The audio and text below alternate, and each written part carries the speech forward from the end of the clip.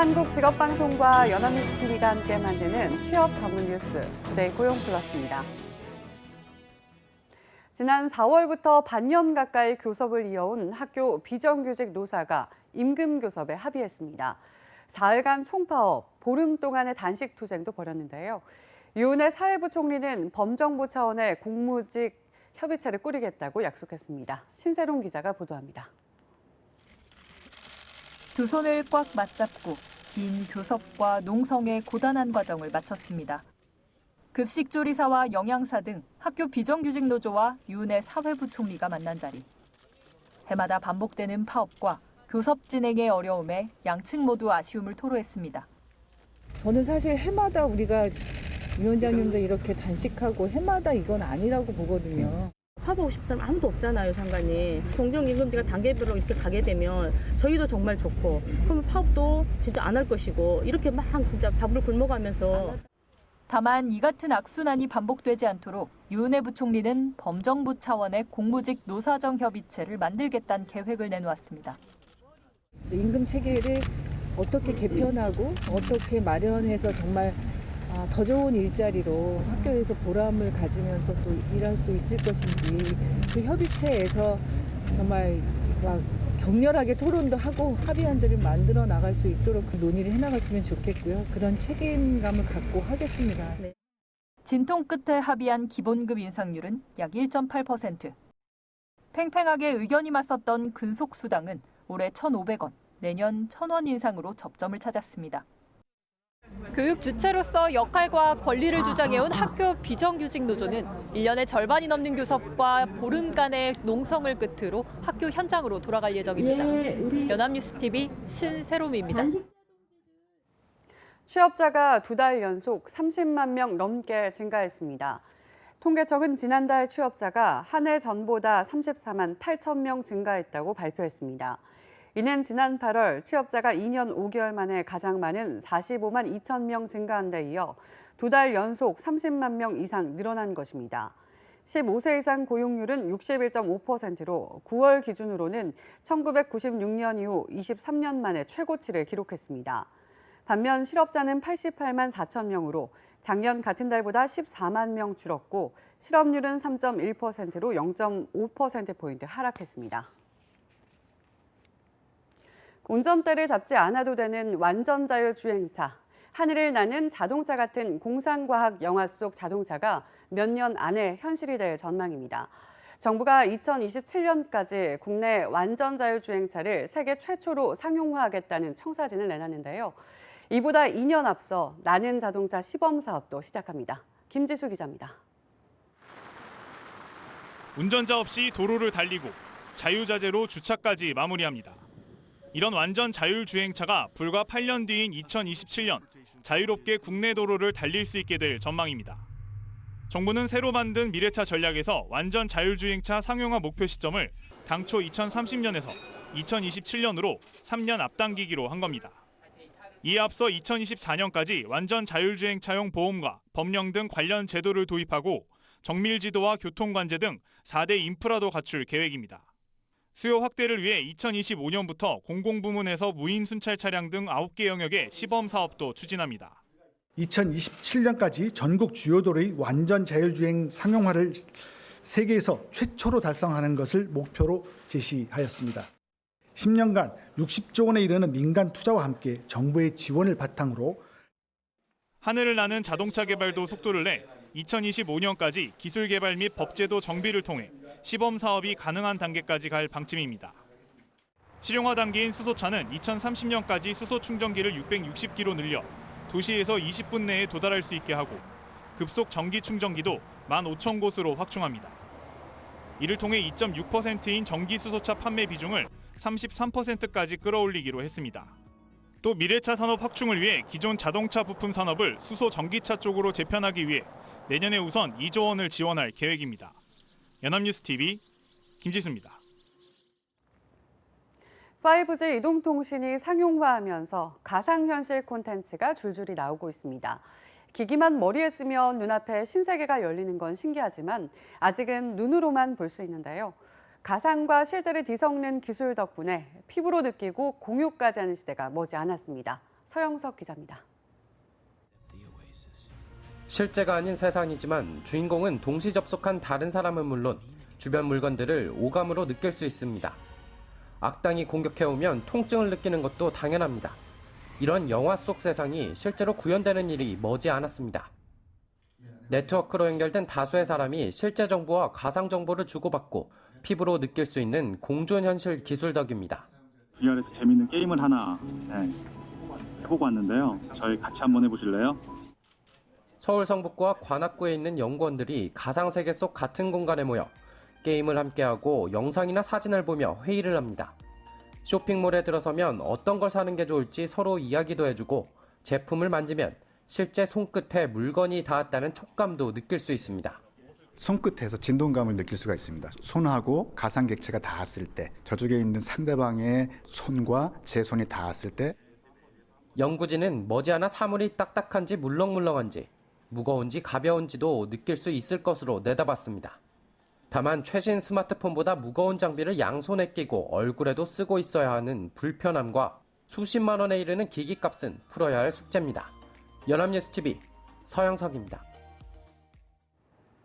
정부가 지난 여름 전기료 폭탄을 막기 위해 주택용 전기요금 누진제를 완화하자 아예 전기요금 체계를 개편하자는 목소리가 나왔었죠.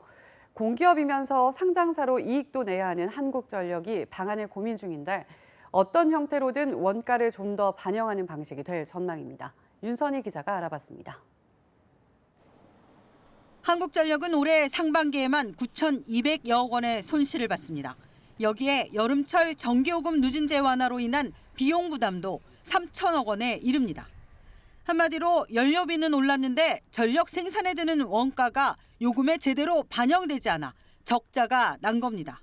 에너지경제연구원은 현 전기요금 체계가 유지되면 내년부터 4년간 한전의 영업손실이 1조 6천억 원에 달할 것으로 추정했습니다. 그리고 이 같은 거액 손실을 막으려면 전기요금을 10%가량 올려야 한다는 분석을 내놨습니다. 현재 검토 중인 유력한 전기료 체계 개편 방안은 가정용과 농사용의 경우 요금을 전력 도매 가격에 연동하는 겁니다.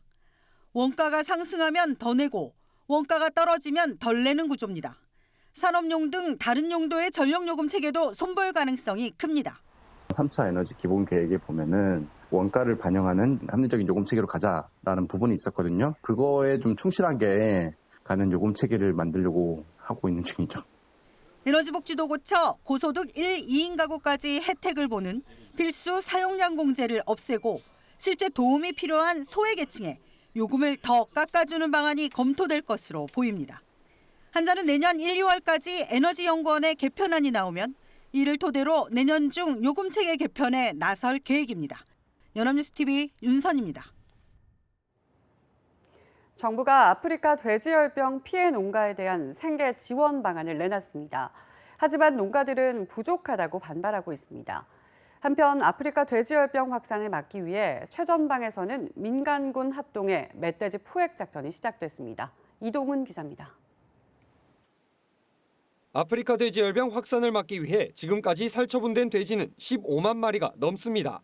정부는 돼지를 살처분한 농가들의 보상금을 살처분 당일 시가로 지급하고 생계비도 지원하기로 했습니다.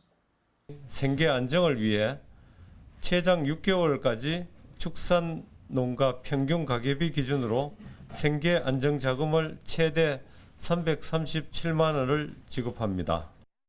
하지만 농가들은 돼지를 언제 기를 수 있을지 모르고 돼지를 출하하기까지는 최소 1년이 걸리기 때문에 새로운 보상 체계가 필요하다고 말합니다.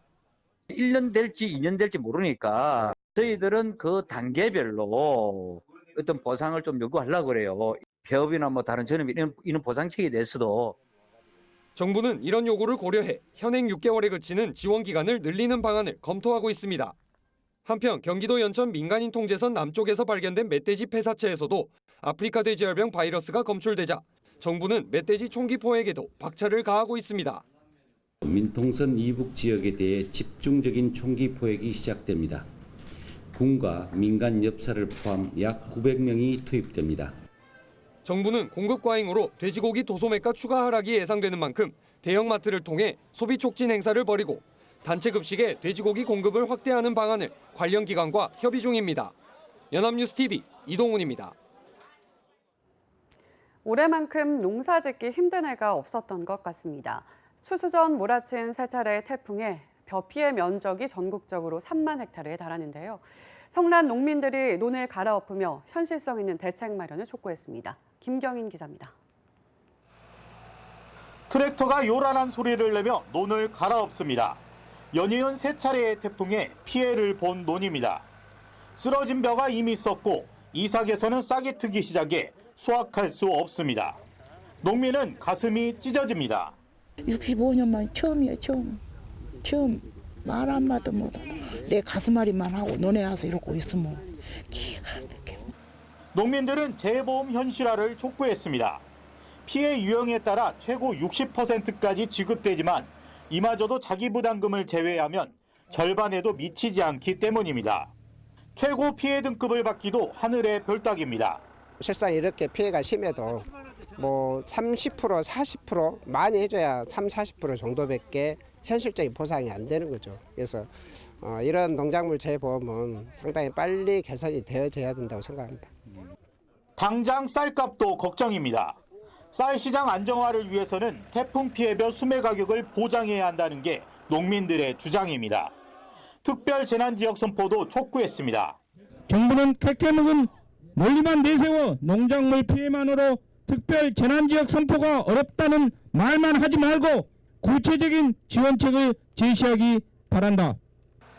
현실성 없는 보상 대책에 농민들의 한숨이 깊어지고 있습니다. 연합뉴스TV 김경인입니다. 시각장애인들의 이동 편의를 위해 운영되고 있는 콜택시, 복지콜을 이용하기 쉽지 않다고 합니다. 이용 수요에 비해 턱없이 부족한 콜택시 때문에 두세 시간을 기다려야 할 정도라고 하는데요. 어찌된 일인지 김장현 기자가 알아봤습니다. 시각장애인 김은성 씨는 오전 9시까지 복지관에 출근하기 위해 5시 45분에 시각장애인 콜택시인 복지콜을 불렀습니다. 복지콜을 부르고 두세 시간을 기다리는 일이 예산일로 수요가 폭증하는 퇴근 시간에는 거의 이용을 포기하다시피 합니다. 실제로 복지콜은 하루 평균 1,850건이 접수되지만 1,100건만 배차됩니다. 부족한 복지콜을 대체하기 위해 서울시가 콜택시 회사와 연계해 바우처 택시를 운영하고 있지만 택시기사들의 시각장애인에 관한 인식이 크게 부족합니다. 밤에 늦은 시간 같은 경우에 바우처 택시를 타면 시각장애에 대한 이해나 교육이 이루어지지 않았기 때문에 말로만 이렇게 설명을 해주시면 민망하고 좀 수치스럽고. 서울시 관계자는 바우처 택시를 활성화하기 위해 다방면으로 노력하고 있다고 했지만 시각장애인이 체감하는 인식 전환까지는 더딘 상황입니다. 거리가 짧을 때는 안 되는 경우도 있고요. 도로에서 약간 근접한 거리에만 쓰셔갖고 창문 열고서 이리 와요 라고 소리치시는 경우도 있었어요. 서울시가 서울시각장애인 생활이동지원센터에 위탁해 운영되는 복지콜은 158대로 증차가 절실하지만 비용 문제로 이뤄지지 못하고 있습니다. 복지콜을 대체하는 6천여 대 바우처 택시마저 시각장애인에 관한 인식 부족으로 이용에 어려움만 가중돼 서울에서만 4만 명이 넘는 시각장애인들의 이동권은 보장받지 못하고 있습니다. 연합뉴스TV 김장현입니다.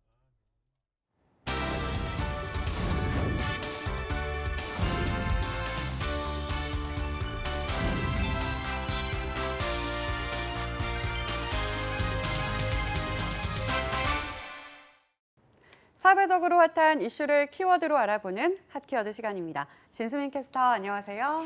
안녕하세요. 기술의 발달도 자기 개발이 끝없이 이뤄져야 하는 게 지금의 현실입니다. 특히 기술공학 분야의 경우 빠르게 발전하기 때문에 기민하게 자신의 능력을 발전시킬 필요가 있죠. 하지만 시간과 비용의 문제로 양질의 컨텐츠를 수강하지 못하는 것이 현실인데요. 그래서 오늘은 누구나 접근이 가능한 직업훈련 플랫폼 2곳을 소개시켜드리고자 합니다. 네, 사설학원의 경우 지나치게 비용도 비싸고 시간대도 제한적이기 때문에 구직자나 근로자, 소외계층 모두 두는 데 많은 어려움이 있습니다. 그런데 이처럼 접근이 용이한 곳이 있다면 정말 좋은 정보가 될 것 같은데요. 네, 지금부터 소개해드리겠습니다. 가장 대표적인 곳이 고용노동부의 직업훈련 포털입니다. 직업훈련 포털은 실업자와 근로자의 직업훈련을 도모해서 임금 상승과 기술 변화에 적응할 수 있도록 만든 학습관리 플랫폼인데요. 지금까지 스펙을 쌓는 과정이 업무와 무관한 불필요한 스펙을 쌓는 데 쓰였다면 직업훈련 포털은 국가 직무 능력 표준 기반의 체계적인 교육 훈련을 할 수 있도록 제공된 사이트입니다. 기술이나 정보통신 또는 경영 회계, 또 영업 판매, 사회복지 분야 등 다양한 분야의 수업들을 여성과 청년, 또 중장년 구직자에 맞춰 맞춤형으로 선택해서 들을 수 있습니다. 네, 직업훈련 포털은 보다 나은 자기개발을 원하는 구직자는 물론 근로자에게도 정말 유용한 플랫폼이잖아요. 고용노동부에서 실시하는 다양한 직업훈련은 물론 채용 정보도 살펴볼 수 있고요. 네, 그렇습니다. 직업훈련 포털은 1997년 고용노동부의 전신인 노동부 홈페이지에 직업훈련 정보를 제공하는 것에서 시초가 됐는데요. 20년 가까이 노하우가 쌓인 만큼 탄탄한 콘텐츠를 제공하고 있다는 평가를 받고 있습니다. 단순히 직업 관련 수업을 제공하는 것이 아니라 정부의 직업능력 개발 사업을 담당하고 있는 고용노동부의 고용센터, 한국산업인력공단, 또 직업능력개발원의 행정적인 업무도 지원하면서 일원화된 정보와 서비스를 얻을 수 있는데요. 이러한 노하우를 통해 전국 각지에 있는 직업훈련원의 이론 또는 실기 수업의 정보를 제공하는 것뿐만 아니라 구직자와 근로자, 또 기업 등을 대상으로 특화시키고 일학습 병행이나 원격 훈련 과정들을 통해 오프라인 강의 참여가 어려운 대상자들에게도 참여의 기회를 제공하고 있습니다. 네, 또 뿐만 아니라 직업훈련 포털을 통해 직업훈련 과정을 듣게 되면 비용이 절약된다는 장점이 있잖아요. 그 부분에 대해서도 소개를 좀 해주세요. 네, 그렇습니다. 바로 내일 배움 카드를 통해서인데요. 정규직과 비정규직, 이직 예정자 또는 육아휴직자라면 누구나 1인당 연간 최대 200만 원 가까이 훈련비를 지원받을 수 있습니다. 만약 근로자가 아니더라도 근로자 직업능력 개발 훈련 카드를 지급받게 된다면 훈련비를 지원받을 수 있는데요. 여성가장 또는 연소득이 1억 5천만 원 미만인 자영업자, 다음해 9월 이전에 졸업이 가능한 대학 재학생 또는 결혼 이민자 등이 대상이 됩니다. 더욱이 수업비는 저렴한 반면 양질의 직업훈련 강의를 들을 수 있는 데다 교육 관련 기관에서 일자리를 소개해주는 경우가 많기 때문에 수강생들의 만족도도 상당히 높다고 합니다. 만약 현재 새로운 분야의 일자리를 찾고 있거나 자신의 직무 능력을 향상시키고 싶으신 분이 있다면 꼭 직업훈련 포털 홈페이지에서 관련 정보를 찾아보시기 바랍니다. 네, 근로자는 물론 구직자, 이주 여성까지 지원을 받을 수 있다는 점이 가장 큰 장점이 아닐까 싶은데요.